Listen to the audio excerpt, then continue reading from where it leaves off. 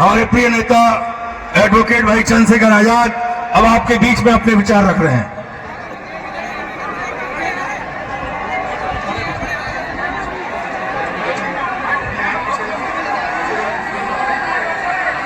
Hello hello, जय भीम। कहां तक आ रही है आवाज? जरा हाथ उठा के बताना। और आप लोग कहां चले हो इतने ऊपर?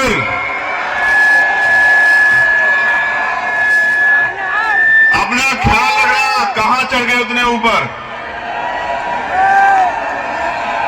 प्यारे साथियों, आज आगरा की इस ऐतिहासिक धरती पे जिस तरह का प्यार, जिस तरह का आशीर्वाद, जिस तरह का जमावड़ा आप लोगों ने इतने बड़े पैमाने पे आज इस आगरा के कार्यक्रम को सफल बनाने के लिए किया है, मैं आपका दिल की गहराइयों से बहुत बहुत धन्यवाद करता हूं। प्यारे साथियों, मैं अपनी बात को शुरू करने से पहले बहुजन समाज में जन्मे सभी संतों, गुरुओं और महान पुरुषों को नमन करता हूं। और उनमें भी महामानव तथागत बुद्ध, जिनको पूरी दुनिया में शांति का प्रतीक माना जाता है, जगत गुरु सदगुरु रविदास जी महाराज, जो निस्वार्थ पाखंडवाद को जिन्होंने चूल हिला के रख दी थी, गुरु नानक देव,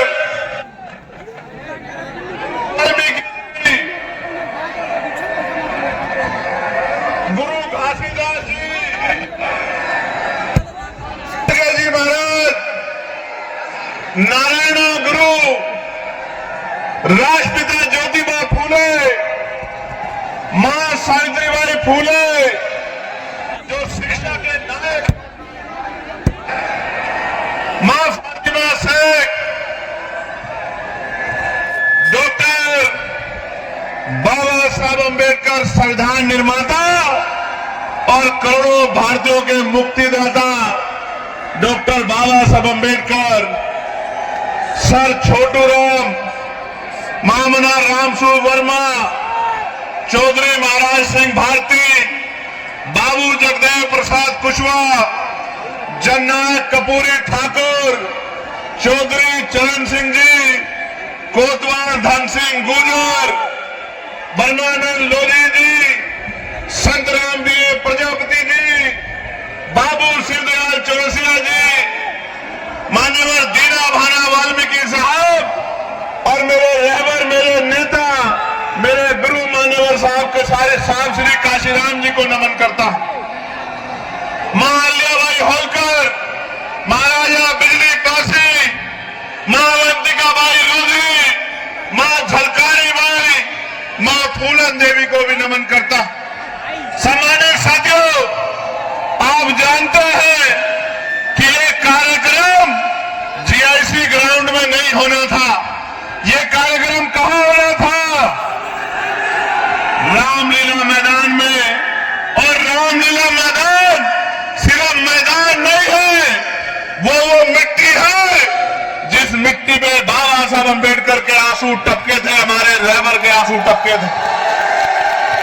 जिस मिट्टी में रोए थे बाबा साहब अम्बेडकर, वो मिट्टी है। मेरी इच्छा थी कि उस मिट्टी को नतमस्तक होना है, उस मिट्टी को अपने माथे पर लगाना है और बाबा साहब अम्बेडकर के अधूरे काम को इस देश में पूरा करके दिखाना, ये संकल्प लेके हम लोग आए। प्यारे साथियों, प्यारे साथियों, हमसे जगह छीनी जा सकती है, लेकिन दिलों से हमको नहीं निकाला जा सकता।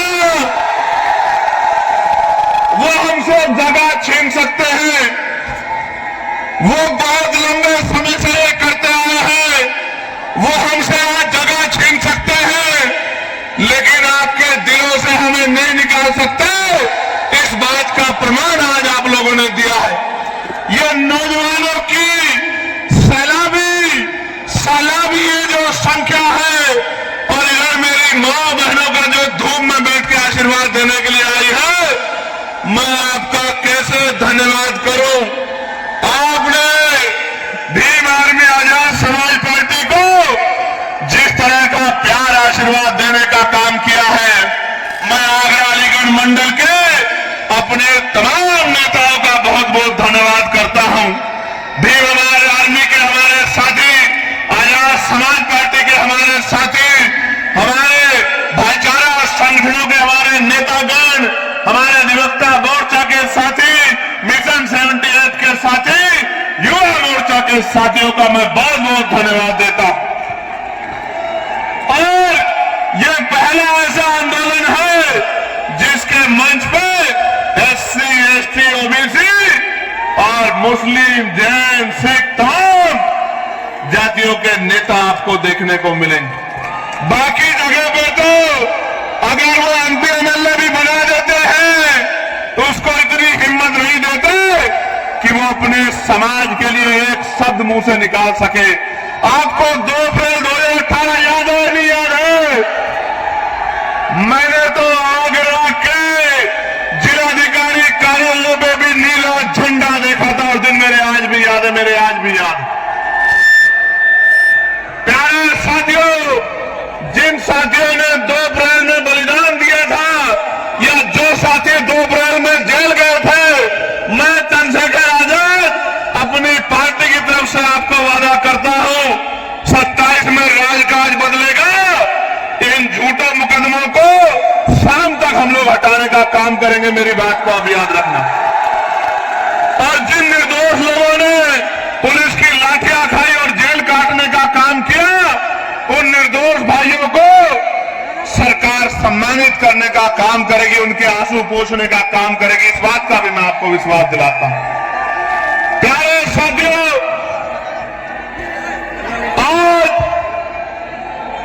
जब मैं आगरा में हूं और उत्तर प्रदेश में ये हमारा दूसरा सम्मेलन है, हमने 18 प्रबुजन सम्मेलन किए थे। उन सम्मेलन के जरिए हमने कर्मचारी, अधिकारी, पूर्व प्रधान, वर्तमान प्रधान, जिला पंचायत सदस्य, क्षेत्र पंचायत सदस्य, पूर्व विधायक, पत्रकार, चिंतक, वकील, तमाम लोगों को बुला के बिठा के पूछा था कि हमें उत्तर प्रदेश में इन गरीबों को राजकाज में लाना है, आप रास्ता बताओ। पूरे बुद्धिजीवी समाज ने हमारे हाथों को मजबूत करने का विश्वास दिलाया था, और आज ये उसका प्रमाण है कि जहां तक नजर जा रही है, नीला नीला समंदर नजर आ रहा है। और सिर्फ नीला समंदर नजर नहीं आ रहा है, नौजवानों की शक्ल में मुझे बाबा साहब अम्बेडकर के नीले बाज नजर आ रहे हैं। इन बाजों की अगर निगाह सत्ता की तरफ मुड़ जाए तो वो दिन दूर नहीं है कि लखनऊ के 5 कालीदास मार्ग में एक अम्बेडकरवादी, एक बहुजनवादी, एक संविधानवादी आपका मुख्यमंत्री बनकर बैठेगा और प्रदेश के लोगों को न्याय दिलाने का काम करेगा। प्यारे साथियों, आगरा में जब बाबा साहब अम्बेडकर अपनी बात को रख रहे थे, नौजवानों, मैं जानता हूं कि संख्या ज्यादा है और आपको परेशानी हो रही है, लेकिन आप ये समझ लो, ये परेशानी उस परेशानी से कम छोटी है जब हमारे लोगों पे जुल्म, जाति, अन्याय, अत्याचार होता है और आप सड़कों पे खड़े होकर मुकाबला करते हो। मैं आपकी हिम्मत को दाद देता हूं। प्यारे साथियों, बाबा साहब अम्बेडकर जब अपनी बात रख रहे थे 18 मार्च 1956 में, उन्होंने सभी को समझाने का काम किया, और उनकी कुछ बातें जो जेल में रहते मैंने पढ़ी थी, जिनका मेरे ऊपर इतना गहरा असर हुआ कि आज भी रात को जब आंख खुल जाती है अचानक से, तो याद आता है कि बाबा साहब अपने अंतिम समय में रोआ करते थे, उनकी आंखों में आंसू होते थे और उनकी उम्मीदें नौजवानों से लगी हुई थी। बाबा साहब ने यहाँ कर्मचारियों के बारे में कहा कि कर्मचारियों ने मेरा साथ नहीं दिया, लेकिन मैं धन्यवाद देता हूं कि आज देश के बहुत सारे कर्मचारी अधिकारी अपनी सामाजिक जिम्मेदारी का निर्वहन कर रहे हैं। बाबा साहब ने कर्मचारियों अधिकारियों से कहा कि केवल अपने बारे में मत सोचो, अपनी आमदनी का, अपनी तनख्वाह का 20% पैसा अपने समाज को तरक्की के लिए लगाओ।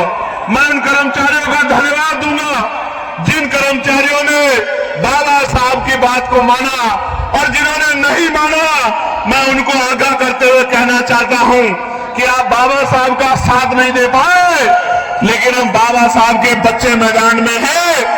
अपने समाज को, इस कमजोर हक वंचित समाज को मुख्य धारा में लाने के लिए आजाद समाज पार्टी का तन मन धन से साथ दो, और फिर देखो उत्तर प्रदेश कैसे आगे बढ़ता है। प्यारे साथियों, बाबा साहब ने अंत में अपनी बात को खत्म करते हुए कहा था कि अब मैं बूढ़ा हो चला हूं, बीमार रहता हूं, जब अपने चारों तरफ देखता हूं तो एक भी नौजवान ऐसा नजर नहीं आता जो इस आंदोलन रूपी तंबू का बंबू बनके इस आंदोलन को आगे बढ़ा सके। बाबा साहब कह रहे थे मैं ऐसे टेंट की तरह हूं, मैं ऐसे तंबू की तरह हूं, बंबू की तरह हूं जिस पे बहुत सारे टेंटों का बोझ है, लेकिन मैं गौरवान्वित हूं कि आज हमारे साथ, मैं इस बात को नहीं कह सकता कि मैं अकेला हूं, मेरे हाथों को मजबूत करने के लिए देश, प्रदेश और उत्तर प्रदेश के ताकतवर नेतृत्व मेरे साथ है। हमारे जिले, विधानसभा, बूथ, सेक्टर, लोकसभा, मंडल, प्रदेश के मजबूत नेता मेरे साथ हैं जो लगातार मेरे हाथों को मजबूत कर रहे हैं। प्यारे साथियों, मैं आपको ये कहना चाहता हूं, बाबा साहब ने उस दिन ये कहा था रोते हुए कि एक भी नौजवान दिखाई नहीं देता जो इस आंदोलन को आगे बढ़ा सके। आज मुझे इस मैदान में लाखों नौजवान दिखाई देते हैं जो बाबा साहब की बात को मानने के लिए तैयार, और बाबा साहब की बात को मानने के लिए तैयार नौजवानों, आपकी शक्ति से शासन प्रशासन तो चीजों को समझ ही रहा, लेकिन सरकारों की भी नींद खराब है। वरना आज का कार्यक्रम रामलीला ग्राउंड में होता। मैं यहाँ के प्रशासन का धन्यवाद करना चाहता हूँ कि उन्होंने काफी मदद की है, मगर साथियों आपकी भी जिम्मेदारी है कि आप अपनी लड़ाई को स्वयं लड़े। प्यारे साथियों, हम उत्तर प्रदेश को कैसा प्रदेश बनाना चाहते हैं, मैं उस पर प्रकाश डालना चाहता हूं। ऐसा प्रदेश जहां शिक्षा गरीबों के दायरे में हो, जहां गरीबों को अच्छी से अच्छी शिक्षा मिले। मैं बहुत जिम्मेदारी से आपके बीच में बात रखते कह रहा हूं, 2000 रुपए आपको राशन के मिले ना मिले, 5 किलो राशन मिले ना मिले, लेकिन शिक्षा 1 नंबर की मिलेगी आजाद समाज पार्टी के राज में। ऐसी शिक्षा मिलेगी जो यहाँ के प्राइवेट स्कूल भी देने में भी सक्षम नहीं है, जिसकी महीने की फीस 20,000 रुपए है। मैं संकल्प लेकर कहता हूं कि हम लोग करके दिखाएंगे कि गरीब के बच्चों को ऐसी शिक्षा मिलेगी कि अमीर के बड़े बड़े स्कूल, अमीरों के बड़े बड़े स्कूल में पढ़ने वाले बच्चे भी गरीबों के बच्चों का मुकाबला नहीं कर पाएंगे। आपको 5 किलो राशन मिले ना मिले, लेकिन आपके बच्चे को इतना मजबूत करेंगे कि वो 50,000 रुपए की नौकरी रोजगार करेगा महीने का, और आपकी आंख में आंसू नहीं आने देगा। मेरी बात को आप याद रखना, ऐसी व्यवस्था लागू करेंगे। प्यारे साथियों, ऐसी चिकित्सा व्यवस्था लागू करेंगे कि इलाज की कमी और पैसे की कमी के कारण किसी की जान नहीं जाएगी। जैसे मैंने अपने पिता को खो दिया था, मैं वो आपको संकल्प करके कहता हूं इस मिट्टी से। प्यारे साथियों, सिर्फ जान ही नहीं जाएगी, ना जमीन गिरवी रखनी पड़ेगी, ना उधार लेना पड़ेगा। कोई भी बीमारी होगी, 1000 रुपए से कम में आपका इतना अच्छा इलाज होगा कि और कोई करे ना करे। पढ़े लिखे नौजवानों को रोजगार देने का काम आजाद समाज पार्टी 1 साल साल के अंदर करने का काम करेगी। मेरी बात को आप याद रखना।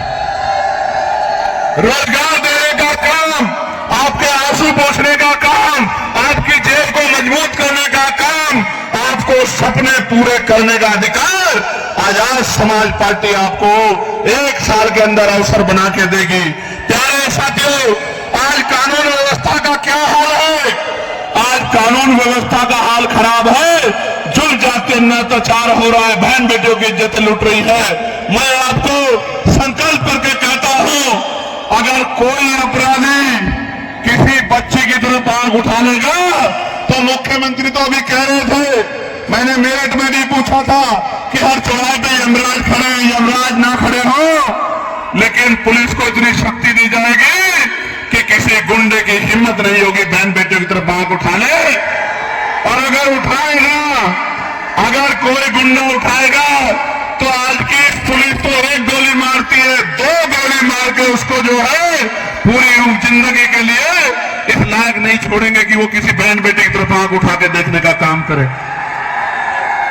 जब मैं ये बात कह रहा हूं तो मीडिया के लोग मेरी आलोचना करेंगे अपने दफ्तरों में बैठ के कि चंद्रशेखर आजाद कह रहे हैं कि 2 गोली लगवा देंगे।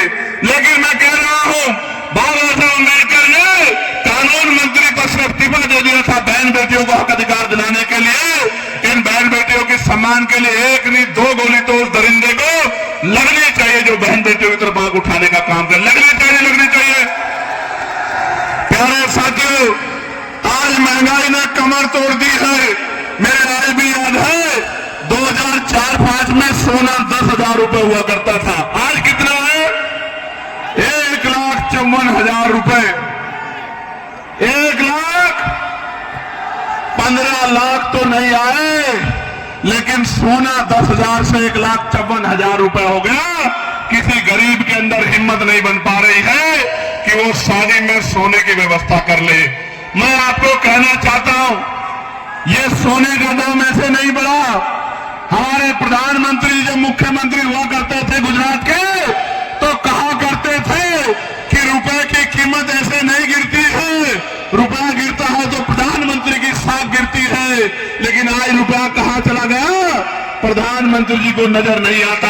मैं आपको कहना चाहता हूं, अमीरों की तिजोरियों में जो पैसा भ्रष्टाचार का उठा के रख लिया है, इस भ्रष्टाचार पे ऐसी चोट करेंगे कि इन अमीरों को भ्रष्टाचार का पैसा निकालना पड़ेगा और ये पैसा गरीबों के घरों तक पहुंचेगा। गरीबों के रोटी का व्यवस्था, कपड़े की व्यवस्था, पानी की व्यवस्था, शिक्षा की व्यवस्था और चिकित्सा व्यवस्था, इस भ्रष्टाचार के पैसे को अमीरों की तिजोरी से निकाल के गरीबों तक पहुंचाने का काम हम लोग करेंगे।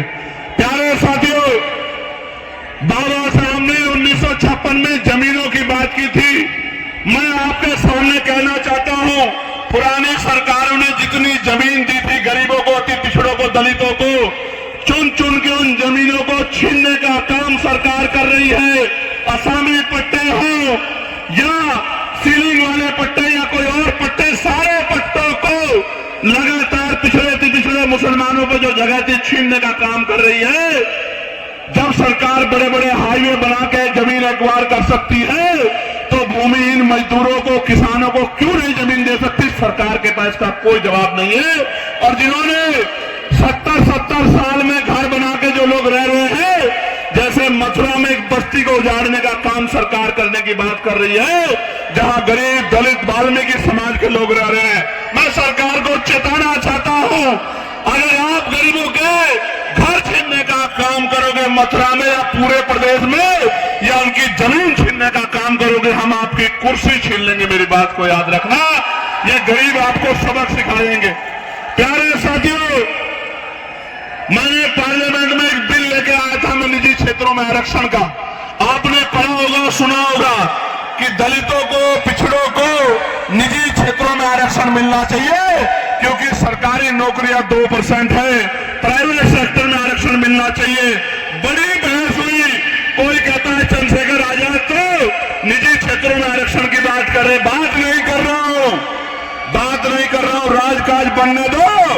पिछड़े, अति पिछड़ों, दलितों को 98% प्राइवेट सेक्टर में आरक्षण देने का काम हम लोग करेंगे, रोजगार देने का काम हम लोग करेंगे। मेरी बात को आप याद रखना। ये प्राइवेट सेक्टर किसी पूंजीपति का नहीं है, ये सरकारी पैसे से बनता है, सरकारी जमीन से बनता है, गरीबों के हक से बनता है। इस 98% प्राइवेट सेक्टर में आज आगरा की धरती से संकल्प हम लोग लेते हैं, इस 98% प्राइवेट सेक्टर में इन उद्योगों में कमजोर वर्गों के लोगों को हम लोग आरक्षण देने का काम करेंगे। इस बात का मैं आपको विश्वास दिलाता हूं। आपको याद होगा एक पार्टी है जो अपने आप को नारा लगाती है कि हम दलितों, पिछड़ों, मुसलमानों की पार्टी है, हम इनका ध्यान रखते हैं। प्रमोशन में रिजर्वेशन का बिल फाड़ने वाली पार्टी कभी दलित, पिछड़े, मुसलमानों की हितैषी नहीं हो सकती। मेरी बात को आप याद रखना। मैं आपको आगरा की धरती से चेताने का काम कर रहा हूं। ये आपकी वोटों को लेने के लिए तमाम तरह के कपड़े, तमाम तरह की भाषा बदल के आएंगे। ये आपके हितैषी होते तो आपके कर्मचारियों को डिमोशन का सामना नहीं करना पड़ता, आपके कर्मचारियों को खून के आंसू नहीं रोने पड़ते। इस बात का आपको एहसास होना चाहिए। और अगर हम लोगों को मौका मिल जाएगा तो पिछड़ों, अति पिछड़ों को भी दलितों के साथ प्रमोशन में आरक्षण दिलाने का काम हम लोग उत्तर प्रदेश में करेंगे। मेरी बात को आप याद रखना। प्यारे साथियों, मैं तो यही तक नहीं, मैं सामाजिक न्याय को मानने वाला व्यक्ति हूं। आगरा की धरती पर खड़े होकर कह रहा हूं, इसलिए तमाम लोग मेरे पीछे षड्यंत्र कर रहे हैं कि दलितों की तरह पिछड़े वर्ग के लोगों को भी पॉलिटिकल रिजर्वेशन हम लोग दिलाने का काम करेंगे विधानसभा, लोकसभा में। मेरी बात को आप याद रखना। जो कोई नहीं कर पाया वो बाबा साहब अम्बेडकर के बच्चे करके दिखाएंगे। मुस्लिम भाइयों, आप भी तैयार हो जाओ, हिम्मत करके दिखाओ। आजाद समाज पार्टी आपको भी संख्या के आधार पर आपकी हिस्सेदार दिलाकर रहेगी। मेरी बात को याद रखना। और अति पिछड़े वर्ग के लोगों को कहना चाहता हूं, उनके मन में भय रहता है। आरक्षण 27% दिया गया जबकि आबादी 52% थी। मैं आपको विश्वास दिलाता हूं, पिछड़े वर्ग के लोगों को, पाल प्रजापति, कश्यप मौर्य, साक्यम, बिंद कुशवाहा, राजभर, तमाम लोगों को 15% उत्तर प्रदेश में अलग से आरक्षण की व्यवस्था करा के देंगे। मेरी बात को आप याद रखना, जिससे कि कोई विवाद ना रहे और आपकी भी संख्या कम ना रहे, आपको भी आगे बढ़ के आने का मौका मिले। पाल प्रजापति, सेन, विश्वकर्मा, मौर्य का बच्चा भी, निषाद का बच्चा भी, दुनिया चौहान का बच्चा भी मुख्य धारा में। इस बात का भी मैं आपको विश्वास दिलाता हूं। प्यारे साथियों,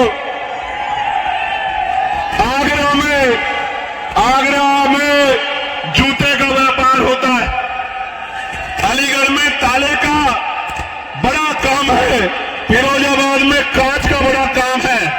जीएसटी, पहले जीएसटी की मार, फिर लाइसेंस में गैर जिम्मेदारी, फिर छापेमारी के नाम पर लगातार उत्पीड़न किया जा रहा है।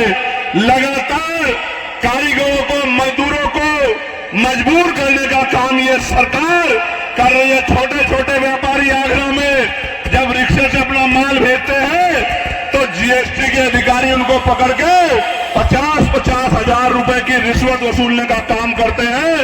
राजकाज बदलने दो, एक एक पैसे का हिसाब होगा जो गरीबों का छीनने का काम कर रहे हैं, मजदूरों का। मैंने तो पत्र लिखा था सरकार को कि जीएसटी में छूट करो, और मैं कहना चाहता हूं हमारा व्यापार मंडल मजबूत है। किसी व्यापारी को दिक्कत हुआ करे तो हमारे भीम व्यापार मंडल के साथियों से मिल लिया करो, अपनी समस्या इनको बता दिया करो। प्यारे साथियों, अभी यूजीसी के नए नियम आए हैं, बड़ी चर्चा हो रही है, बड़ा विरोध हो रहा है, और मैं आपको स्पष्ट कहना चाहता हूं वही विरोध कर रहा है जो जाति के आधार पर एससी, एसटी, ओबीसी के बच्चों का शोषण करने का काम करता है, उनको अपमानित करने का काम करता है। इससे किसी को दिक्कत नहीं है, सिवाय द्रोणाचार्य के जो एकलव्य का अंगूठा काटना चाहता है। उसके अलावा यूजीसी के नए नियमों से किसी को दिक्कत नहीं है। और मैं सरकार को कहना चाहता हूं, चंद मुट्ठी भर लोगों की वजह से अगर यूजीसी पे फैसला वापस हुआ तो हम 85% बहुजन समाज के लोग सड़कों पे उतर के सरकार को बताने का काम करेंगे कि हमारे बच्चों के पे जो जितना जो है बड़ी बड़ी यूनिवर्सिटियों में सुसाइड और तमाम तरह के अटेम्प्ट हो रहे हैं, इस अपमान को, इस दर्द को हम लोग भूलने वाले नहीं है। ये भी चेतावनी भी मैं सरकार को देना चाहता हूं। यह सरकार धर्म की बात करती है, गौरव यहां खड़े धर्म की बात सरकार करती है, और अभी अपने धर्म के शंकराचार्यों के साथ कैसा व्यवहार कर रही है आप लोग देख लो। प्रयागराज इसका बहुत बड़ा उदाहरण है। जो अपनों की नहीं हुई। हालांकि मेरा उनसे वैचारिक मतभेद है, क्योंकि वो वर्ण व्यवस्था को मानते हैं, मनुस्मृति को मानते हैं, ये उनका अधिकार है, लोकतंत्र है, आर्टिकल 25-26 है। लेकिन हम लोग संविधान को मानने वाले लोग हैं, मानवता को मानने वाले लोग हैं, भगवान बुद्ध को मानने वाले लोग हैं। हम लोग किसी के साथ भी अन्याय बर्दाश्त नहीं करते। इसलिए वैचारिक मतभेद के बाद भी मैंने कहा कि वहां गलत हुआ।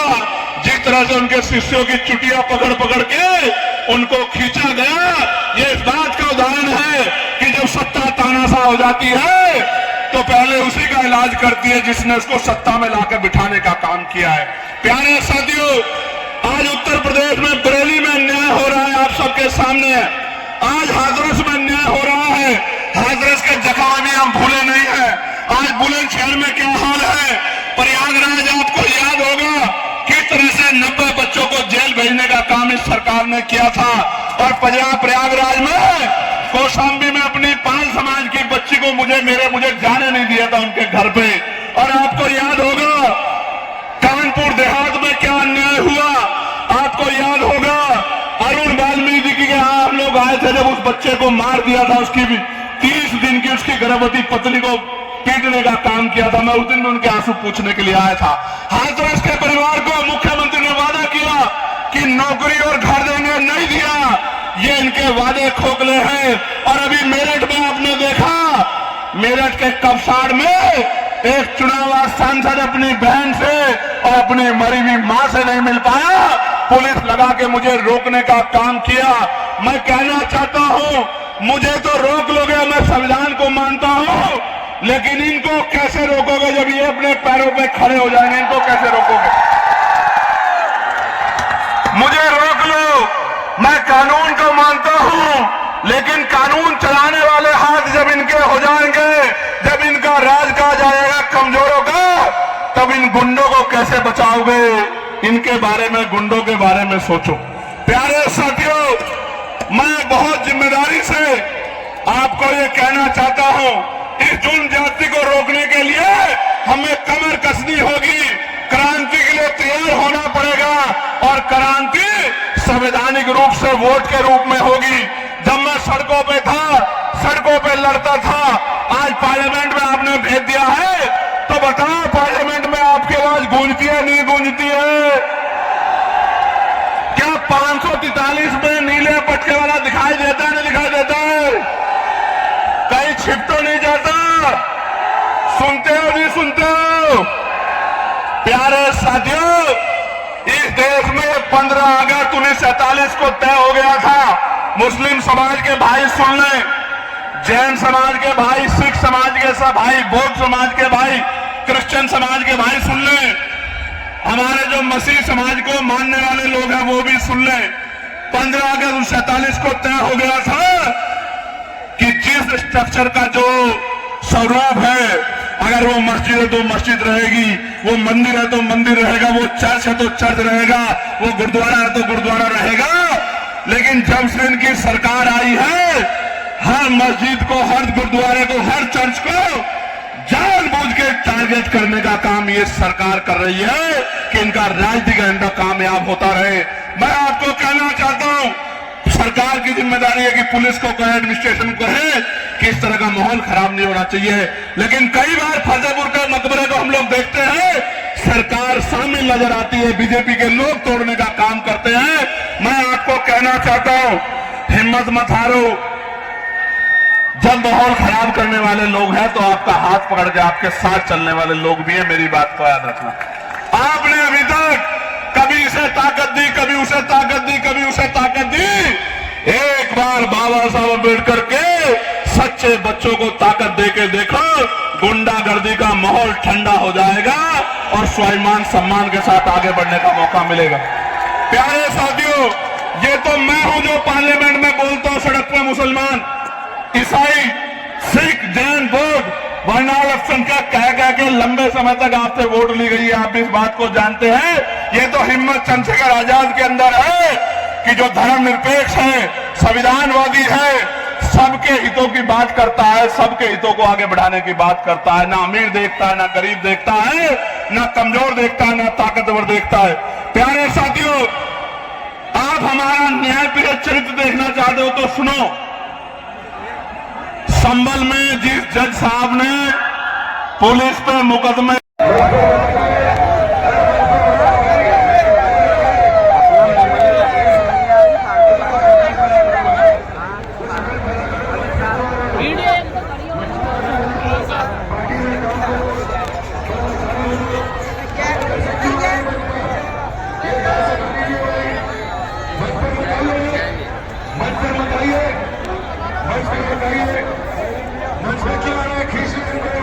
जो अनुशासन में नहीं है उनको नीचे पटक करना, जो अनुशासन में नहीं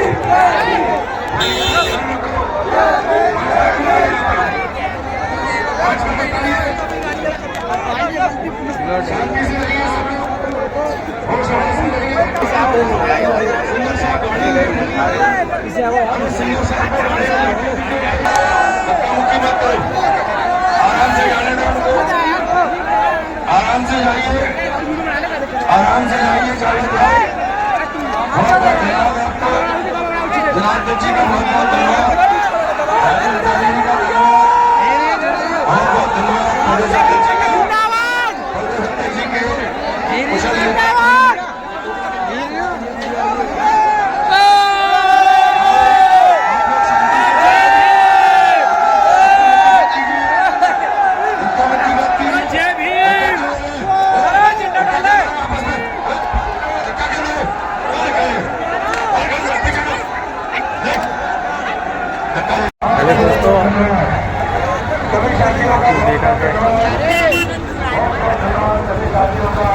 चंद्रशेखर आजाद जी चले गए हैं। आराम से जाइए, कोई तोड़फोड़ मत कीजिए, सम्मान से कितनी जाइए, भीड़ है। बलून मत बजाइए।